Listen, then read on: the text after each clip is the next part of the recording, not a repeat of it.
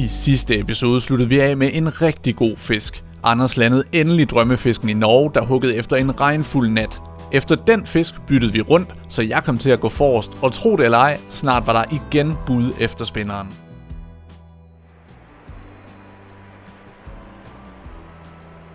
Man kan godt mærke, at man kan lige lade den synke det ekstra her. Ja. Fisk! Nej! Der var altså fisk lige herude. Seriøst, Anders han har lige landet sin fisk for 5 minutter siden. Og så er jeg taget over, fordi nu kan jeg ligesom komme op foran, fordi vi bytter. Og så er der fandeme en fisk, der hugger lige herude. Jeg tror faktisk lige det her stræk her, det er et stræk, som Anders lige præcis ikke har fisket, som jeg kommer op over. Og så hugger der en fisk på en helt gul FC-spinner upstream. Hvor det er vildt. Jeg snakker lige til Anders om, man kunne lige sådan tillade sig at lade spinneren synke en lille smule mere nu her, fordi der er kommet mere vand. Og så lige pludselig kunne jeg bare mærke, at linen bliver strammet op. Så tænker jeg, det er en sten. Prøv at sætte krogen. Shunk, og så kommer den op i overfladen, og så ryger spinneren så. Men stadigvæk, det er for fedt det her, der er bare fisk.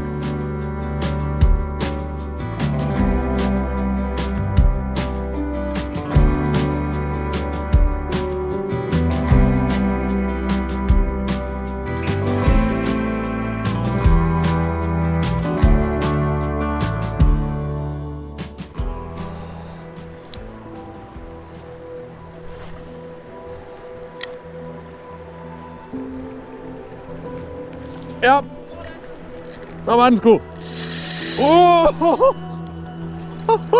Nej! Nej! Hold da kæft, mand, et take. Nej. Nej! Og så i regn. Hold kæft, et take, mand. Jeg ved det ikke, den er stor i hvert fald. Mit hjerte, Anders. Øj, et lokum. Øj. Ser den i saksen også, eller hvad? Det tror jeg. Ellers så burde den sat med de springen der. Mine ærmer er ikke engang blevet tørre endnu. Nej. Hvad får man egentlig for at være sådan en professionel lander? Man får i hvert fald et eller andet, det er helt sikkert. Øj. Ja, nu skal vi lige have det lidt først. Ja. Man tog med stor udløb der i starten. Ja, den var også... den var sur der. Den er sagt med flot, den der. Den er stor. Øj. Nej, det er en nervebier, det der, Anders. Den er ved at være der nu. Ja, nu ruller den så. Ja.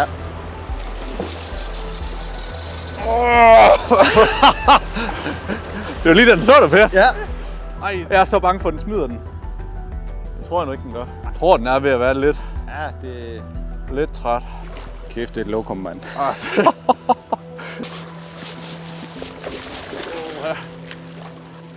Ja, du kan glemme det der. Det er helt vildt, mand.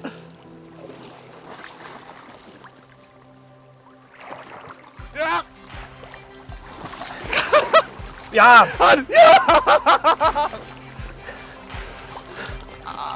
Ja da! For kæft, du ser godt ud med en laks, Per. Ja, ikke også? Prøv at tænke på alle de billeder, jeg har med laks her på den tur her.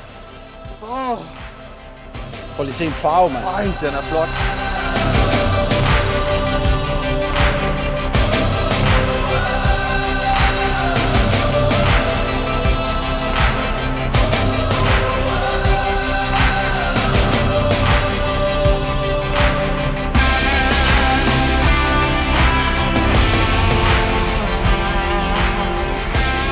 Det er så vildt. Det er crazy, mand. Er du vimmer? Kan vi ikke bare sætte os, Anders? I sætter jeg bare her, så tager jeg lige løb op en tur. Hvis der I ikke har taget det hele nu, I to. I kraft det med i nogle glubske hunde at sætte løs. Men det er jo sygt. Hold kæft, en snitstørrelse på de fisk. Det er jo helt sindssygt. Det er jo helt sindssygt. Prøv at se her. Just Fishing, velkommen til. Jeg tror, jeg har et ekstra batteri med. Vi skal lige have nok strøm til, når Per han får fisk. Ej, for satan da. Helvede, mand. Fast mig i røven og kalde mig Karl. Det er slet med brug af det her. Og det der med vandstanden, når vi snakker Norge, og især Gavla, den er jo ikke reguleret. Så vi er simpelthen så afhængige af vandstanden. Og når man booker en uge nu til næste år, i uge 27, 28, 29 eller 30, man aner simpelthen ikke, hvad naturen den stiller op med. Vi kommer op i en rigtig god vandstand. Jeg mener, der var en 13-14 kubik, da vi kom. Og i går var vi nede på en 7 kubik eller sådan noget. Og havde der så ikke kommet noget vand, så har vi haft virkelig svære betingelser resten af ugen. Det er bare sådan, det er. Så kommer der vand. Vi kommer op på, jeg mener, vi har været op på 13 nu, og der skulle komme igen her i nat. Vi kan godt risikere, at vi står op til 60 kubik i morgen. Og så er det lige pludselig ikke her, vi skal fiske. Så skal vi fiske i bunden af Hindøjen, og så kan vi med fluestangen over på den anden side begynde at fiske Cox Pool og The Wall og de der steder. Ikke? Så det er så afhængigt af, hvad kommer der af vand, hvornår kommer det. Så der er mange ting, der spiller ind, men den her tur, den er ret lige i røven.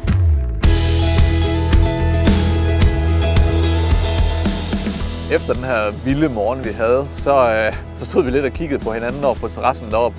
Det regnede stadigvæk, regnen pissede ned, og der var ikke særlig meget ophold i en regn her, men vi tænkte, vi kan enten gå ned til elven og fiske, eller vi kan sidde deroppe og kugle i regnen, så vi gik selvfølgelig ned til elven.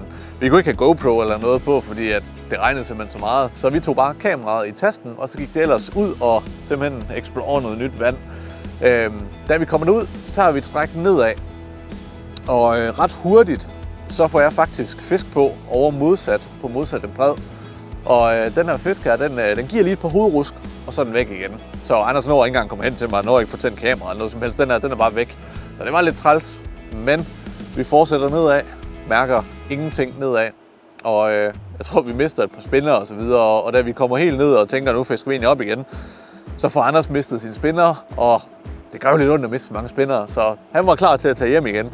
Men da vi så kommer lidt opad, og jeg passerer det samme spot, som jeg mistede fisken på, så tænker jeg, at den skal altså lige have et enkelt kast. Så jeg vader ud, får lagt et kast over til, jeg tror ikke sådan helt 100% på det, men nu har jeg jo mærket fisk, så det skulle have et kast. Og så det spinneren svinger ind på samme sted, så siger det bare dunk, og så kan jeg bare mærke, så er der bare nogle hovedrust, der ses bare 2 derovre. Nej, det er sygt det her. Jeg synes lige kom tilbage til, hvor jeg mærkede en fisk tidligere. I det her sindssyge strømvand, og så smelter det bare om på den anden side. Vi har ikke engang GoPro på eller noget. Ej, og nu fucker min line. Ui. Og jeg har bare ikke set fisken endnu. Seriøst, den står bare ude i strømmen og bare står. Jeg kan ikke rykke den. Nej. Ej. Hold kæft, mand. Okay, den var stor. Så du ryggen? Ej, nøj, den er tyk, mand. Er du ved mig? Ja, du er ved mig, mand. Hvad gør vi? Prøv at se min line der, den er ved at fuck. Ej, det der, det er ikke godt. Nej. Det der, det er noget... Ja, jeg ved ikke. Fordi hvis den sætter sig, og det er ret langt inde, så jeg pas på, når den kommer herind, at den ikke går mellem os. Ja. Så den lige tager en opstrøms nu. Ej, sådan det er fuldstændig vanvittigt. Det er fuldstændig sindssygt. Den er der holdt der kæft et lokum, mand. Ja, det var noget... Den så rigtig fin ud, den hoppede derhen. Jeg var helst ikke presse den forfra. Jeg skulle bange for at rive den ud af... Ja, den står lige derinde. Ja, den står bare og hygger. Men det er det, hvis den lige spasser ud, så... Ja. Jeg holder mig ved dig. Skal jeg prøve at komme på siden af den her? Ja, vi skal i hvert fald have den med ned til noget roligere vand og land. Ja, den stod, Anders. Det er bare stille. Den der fisk, det er bare den, der bestemmer ud. Det må man bare sige. Fuldstændig, der er ikke noget at gøre der. Og vi mig. kan slet ikke lande den herinde. Så uanset hvad, så skal vi ind til det der lave, der ligger bag dig. Tak. Moonwalker lige hernede. Øj, den er god. Ja, den er så grum. Den står bare. Og chiller. Prøv bare lige at komme forbi det her. Ja. Jeg vil bare helst ikke have den hen i det her helt dybe derhenne, fordi så får den sgu ikke op, tror jeg. Det er mega fint at lande den herinde bagved. Der bliver vandet stille og roligt. Ja. Det er så sindssygt, og jeg havde mistet en derovre. Ja. Så rester vi den kraftedeme, men så rester vi den. Jeg skal love dig for, at vi restede den. Og så virkede det. Fandme. Ja. Men det var ikke den fisk, du mistede. Nej, det tror jeg heller ikke. Den virker større end det, du beskrev først. Jeg er så fucking nervøs, Søren. Jeg ryster helt vildt. Nej. Jeg var slet ikke så nervøs ved de andre fisk. Nej. Også bare fordi der er den der satan der. Hvis vi kan få den ind i det her, så tror jeg, den slapper af. Ja. Tror du ikke? Det Sæt mig virker risky. til at være et fint sted at lande den herinde. Derude i det her. Ja. Prøv at få den herinde. Kommer nu her. Lige så stille. Øj! Øj! Øj! Det er en hund. Ja. Kommer nu.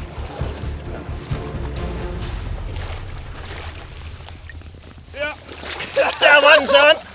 Der har vi den! Der har vi den! Vanvittig fin fisk, Søren. Hold da kæft. Nej! Den er bare smuk. Nej! Hold da kæft! Anders! Ej, hvor er den smuk, Søren. Nej, Anders! Yes! Yes, man!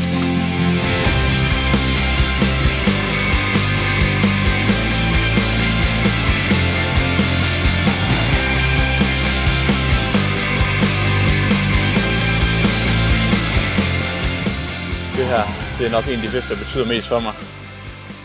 Jeg har aldrig været så nervøs, som jeg var ved den her, og hun styrede bare sjovt. Ja, det må man skulle sige. Det var en dame, der ville noget af det her.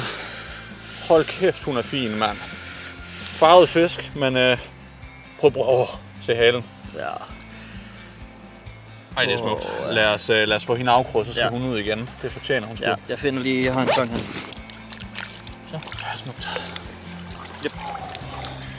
Ej, en fisk, Anders. Det var vanvittig fisk at få på det her stræk her, altså. Og det var det, vi snakkede om. Sindssygt. I de her omgivelser her. Jamen, det er helt sindssygt, det her. Prøv lige at se hende. Ja, det er Gal en fisk. Det er vanvittigt. Skal vi se, om hun er ud? Ja. Der svømmer den. Der kommer hun. Et bøger over, der stak den afsted. Sådan for satan. Du lykkede at få landingen. Hold kæft, det er stærkt. Ej, nej, hvor er det vildt. Altså, for det bare... Og det er bare sådan lidt for det os selv, der har fanget den her. Det, altså. Du mistede en derovre, jeg havde lige mistet min spinner og gå tilbage sådan, ja, så går der lige over og tage et ekstra kast til, ikke? Altså, det var egentlig... Ja. Hvor er det vildt, Søren. Fuck, det er godt det der, mand. Er du gal? Hvilken dag. Ja. Altså bare sådan generelt, hvilken fucking dag. Vi har fanget 3 kæmpe laks i dag. Ja, det har vi. Det bliver så fucking fedt at sige til de andre. Ja, det bliver klasse. Søren, kom nu med, så er det knuckle og alt muligt. Altså, det... Go. Sådan, mand. Kæft, det er godt. Og det er bare sådan, ved du hvad? Og det er det, der sker, når GoPro det bliver hjemme, ikke? Ja, vi havde bare, vi sad derhjemme, og vi kunne se det regnede, og sådan, vi var sådan lidt, vi har en time eller sådan noget, så vi skal spise. Ja. Så kiggede vi sådan lidt på hinanden, skal vi tage ned og bumpe, eller hvad? Vi gider ikke have GoPro på, eller vi tager bare kamera i tasken, hvis nu der skulle ske noget. Ja. Og så huggede den fandme. Og jeg havde været derovre, lige da vi begyndte faktisk her. Jeg havde været derovre, mistet en fisk. Ikke så stor, men man mistede den. Ja. Fisker vi videre ned, kommer tilbage og siger til Anders, jeg skal lige have bare lige et par kast. Så du taket? Ja, jeg sad på kanten, og jeg så dig ligge kastet og det hele. Hold nu op. Kæft, det er godt, Anders. Ja. Lad os komme hjem, mand. Ja, lad os komme med og fortælle jer andre. Godmorgen. Det er dag 5. Vi er lidt trætte af, fordi det er godt nok hårdt at gå og kræmme så mange laks. Nej, det er hårdt at gå på alle de sten dernede, og vi går langt. I dag, der skal Anders og jeg faktisk ud lige at prøve noget lidt andet. Der ligger sådan nogle fine kort heroppe i Frost Fry Lodgen, og der ligger et stræk hernede, der hedder Bergsvensens Nakke, som ligger lidt længere nedstrøms. Og det er noget, som skulle fiske bedst i sådan højere vand, over 10 kubikmeter. Og det er det i hvert fald nu. Vi kan se dernede, at den er altså stenet siden i går, så de sidste par dage er det faktisk stenet rimelig meget nede i elven. Og så må vi se, om der er fisk dernede. Jeg fik jo en i går, var så heldig at få en i går, en rigtig fin fisk. Og det var det Anders, der gik forrest. Men du fortsætter med at gå forrest, Anders. Så skal du også lige blive rykket lidt rundt af en hissig madame.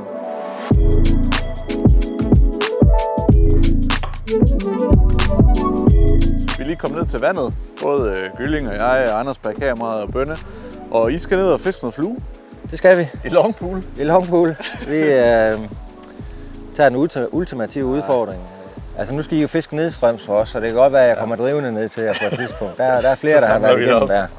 Så det bliver rigtigt. Så I vil fiske med noget flue her? Ja. Nedad, og så Anders og jeg går længere nedstrøms. I går nedad, ja. Men det burde da kunne lade sig gøre, at der kommer mere vand. Ja, det er der, men der er også flere steder, fisken kan gemme sig nu. Det er rigtigt, det er rigtigt. Så de står ikke så tæt. Ja. Så Ja, det bliver så håber spændende. jeg, I får en god masse. Ja. Og så forresten, så er jeg single.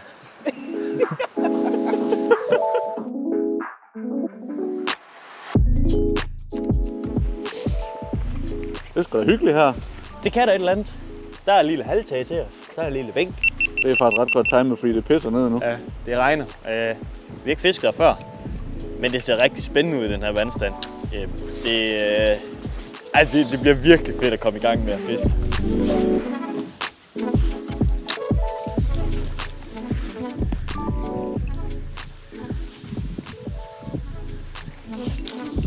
Fisk! Sgu op!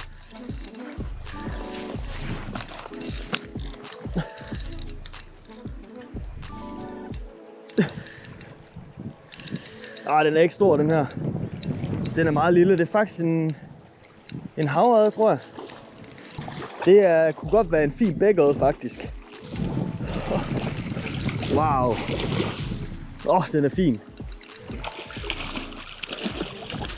Den er flot. Nej, en bækørred. Prøv lige over i det her. Nej, en fisk. Wow. En norsk, smuk bækørred.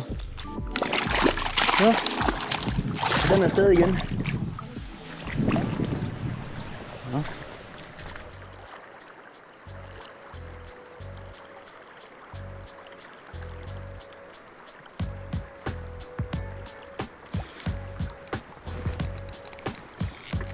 Kraft helvede, der var fisk. Der var del med fisk. Nej, og jeg ved ikke, hvor Anders han er. Ja. Hvad har vi her? En lille bitte laks. Den er sød. Jeg tror måske lige, jeg kan kante den ind herovre. Det er en fin lille laks. Nok den mindste laks i hele Gavla. Er den ikke sød? Det er altså Gavlas største laks, det her. Den er rigtig vildbas. Den er sgu sød. Den er fandme sød. Jeg har lige fået et lille kig på den her. Lille cutie. Blank i hvert fald. Jeg tror, det er min første blanklaks fra Norge. Den er sgu sød. Smuttet hund. Ja. Jamen det er da godt, du kan samle op de laks, jeg ikke kan få. Åbenbart. Jeg har lige sat en lidt tungere spinner på, for at komme rigtig langt over. Og så var lige en sving i strømmen, og så kom der sådan en lille en. Jeg troede, det var sådan en, ligesom du havde fanget sådan en bækkerede. Ja. Men det er faktisk lidt sjovt. Jeg har lige fanget bækkerede til. Så. Har du? Ja, jeg er på bækkerede hånd. Jeg fisker ikke de laks der.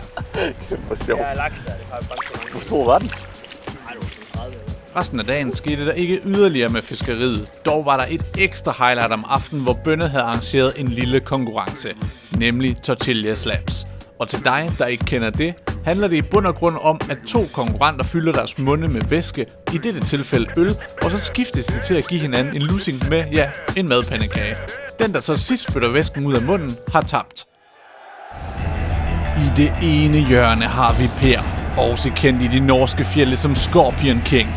I det andet hjørne har vi muskelmanden Art med en højre hånd, der giver genlyd i bjergene. Let the games begin.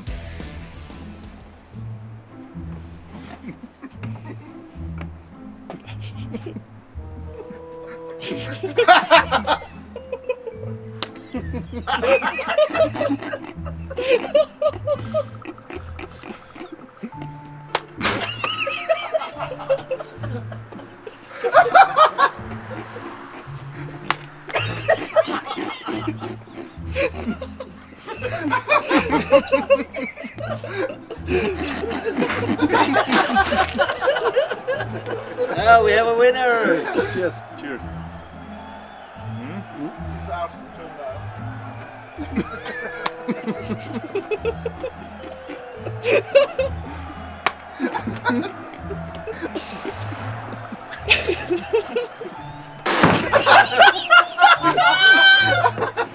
fucking idiot. You ruined. Thank you very much. I go to airport like this, you know. Final round.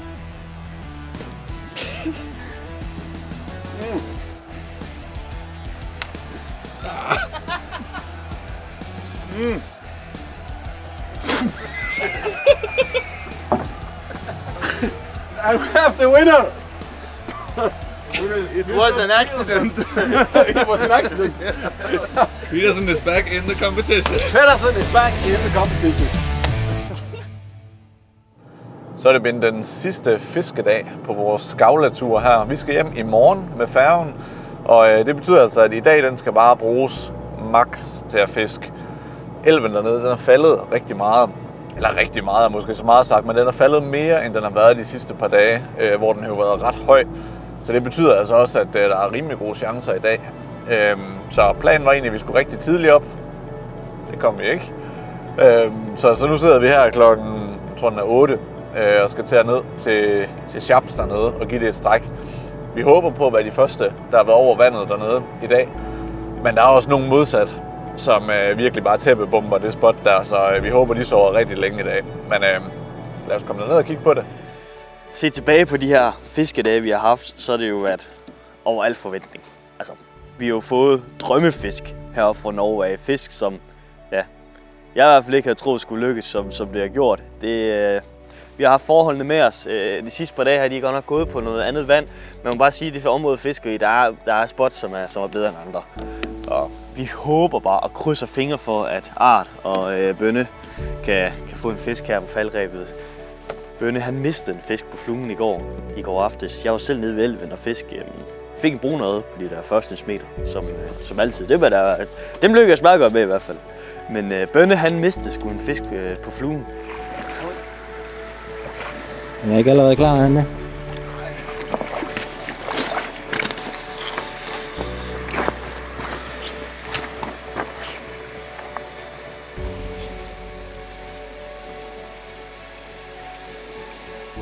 Ej. For helvede, venner. Højt at flyve, dybt at falde. Ja, det må man sige. Ja. Men som du sagde til mig tidligere i dag, du fik det fedeste af det. Ja. Du fik take it og lidt fight. Ja. Men du ved, første fluelaks ever. Ja, det er ærgerligt. Det var ærgerligt, men det viser sig, at man skal blive ved. Bare blive ved. Ja, lige præcis. Hvad var du på? Det var på sådan en lille sort red bot. Red bot? Ja, dobbeltkrog. Ja. Jeg var ellers helt oppe at køre, og jeg kunne bare høre det på lang afstand, at kyllingen bare råber, sådan Bønne! Så jeg løber bare hen for at se fighten og det. Men da jeg kommer derover, så kan jeg også se, der slap en, og de står og krammer lidt hinanden. Så vidste godt, hvad klokken er slået, så var den fisk rødt af, så det var bare mega ærgerligt. De fluegutter, de har godt nok ikke været heldige på den tur her. Men der er en dag at gøre med nu her. Nogle af dem er tidligere sted, så krydser fingre for, at vi også får lidt fisk med fluen i videoen her. Men nu skal vi ned og prøve Chaps for nok sidste gang. Se om der skulle gemme sig en basse til os. Det er altså lidt sjovt det her. I går, der var vi lige henne forbi supermarkedet, fordi vi manglede mælk. Så skulle vi ned og fiske strækket her, og så tænkte vi, at mælken skal ikke ligge og koge derop. Så vi lader altså lige mælken ned i et lille hyttefad hernede, som var godt nede i vandet. Og i dag, der kommer vi jo tilbage, fordi vi glemte jo den her skide mælk her. Og den er faktisk helt tørlagt. Så noget siger mig, at elven den er faldet godt og grundigt. Var noget med en mælk, Anders. Så laver jeg lige et nyt hyttefad til den her. Og så må vi lige tage den med. Så husker vi den her gang, Anders. Og rend den ingen steder. Nu er vi ved at være helt nede, hvor vi egentlig gerne vil starte fiskeriet her. Vi er bevidst gået helt så langt ned på strækket vi kan, for at være nogenlunde sikre på at være nogle af de første, der kommer over det her. Så det begynder altså at kilde rigtig, rigtig godt alle de rigtige steder ved at se det vand her, der er faldet, og der er ikke nær så meget gang i strømmen herude. Så det lugter sgu lidt laks det her.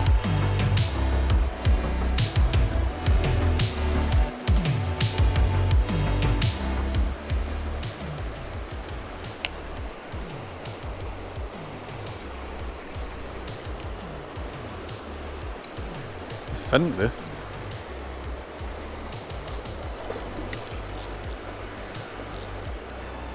Anders? Det er sgu fisk. Det er sgu fisk. Fandme ja, om det ikke var fisk alligevel. Høj. Jeg troede slet ikke, det var fisk. Jeg troede, det var sådan en lille brown trout, som Anders har fanget. Nøj! Hold op, nu går den også crazy, mand. Ikke over i det der. Så er man fandme spændt for. Jeg tror ikke engang, den der fisk, den sådan vidste, at den var kroget til at starte med. Oj! Nej, ikke over i det der, mand. Den vil altså gerne opstrømmes, den fisk. Hold da kæft. Jeg troede, det var en lille brown trout. Nej, det er laks. Det er jo, den fulgte bare med ind. Så jeg står bare og juler ind, og så lige pludselig flyner den bare.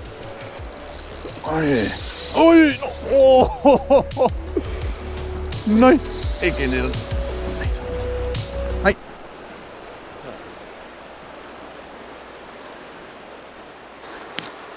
Nej. Der gik lige ned med sten hernede. Satans, mand. Fuck. Satan i helvede. Det kan godt være lige nogle bandeord, der skal bibes ud der. Nej. Nej. Øv. Fuck, hvor røv, Søren. Ja. Satme så. På den gule hævner. Det var sådan en 90'er hak det. Skille under. Den gør lidt af. Hvad skete der? Hvor huggede den henne? Jamen, jeg munkede over i det derovre. Ja. Og så ude i det der, lige da den svingede, så kunne jeg godt mærke, at den blev slap, du ved. Ja. Og så juleansk kan jeg godt mærke sådan noget. Det mærker som sådan en arbor. Ja. Og jeg tænkte, nu har jeg fat i en af de der berømte brown trout, som du går og fanger hele tiden. Der julede bare ind, og så lige pludselig så tager den bare udløb. Så er det bare laks. Nej. Kæft nogle hop, den kom med der i det vand der. Kan du se den sten dernede? Lige derude. Ja. Den gik ned om. Nej. Ej, det gør sgu lidt af. Det gør det. Der er ikke andet end op på hesten igen. Ja. Det, Hvad skal man, når man er en stor fisk? Altså. Ja.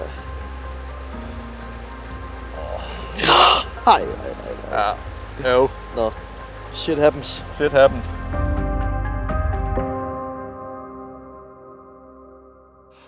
En hel uges laksefiskeri i Norge er ved at komme til sin ende. En uge i de mest fantastiske omgivelser at fiske laks i en elv, som har noget af det bedste laksefiskeri, man kan få lov til at opleve, må man sige. Ja. Og med en masse fantastiske folk, en masse fantastisk mad, og ikke mindst en masse fantastiske fisk, har det fandme været, altså... Vi har jo fået at vide, at det her, det er rekordåret. Ja. Aldrig har de fået så mange fisk på en uge heroppe. Ja, det er helt vildt. Det er på den her crazy. Uge har vi fået lige så mange fisk, som altså hele sæsonen inden vi kom her. Det er helt vildt. Så vi har ramt den lige i røven, som vi har sagt et par gange. Det må man sige. Det er imponerende. Her til sidst, der har det været svært fiskeri, men vi har virkelig fået noget godt fiskeri til at starte med på ugen, så det er vi virkelig taknemmelige for. Og virkelig taknemmelige for at må komme herop sammen med Spage og de andre gutter. En sand fornøjelse. En sand fornøjelse, ja. Ligesom altid. Og en sand fornøjelse, at I gad, og der var lige en laks, der hoppede. En sand fornøjelse, at I gad at følge med derude, i hvert fald. Så vi er på vej til at runde hele showet af med bål i baggrunden, som I kan se her. Ja, nede ved elven med laks springende foran os. Det bliver svært at sige farvel, må man sige. Ja, jeg tror, når man lige kommer hjem og lige tager det hele ind, så begynder man lige så stille at savne det heroppe. Tusind tak, fordi I alle sammen har fulgt med. Det har været et eventyr. Det har været et eventyr. Husk alt det grej, vi har brugt. Vi har brugt Spage spindstænger, som er vores foretrukne stænger til laksfiskeriet. Vi har brugt FC spændere, og fluegutterne har også gået med deres Spage fluestænger.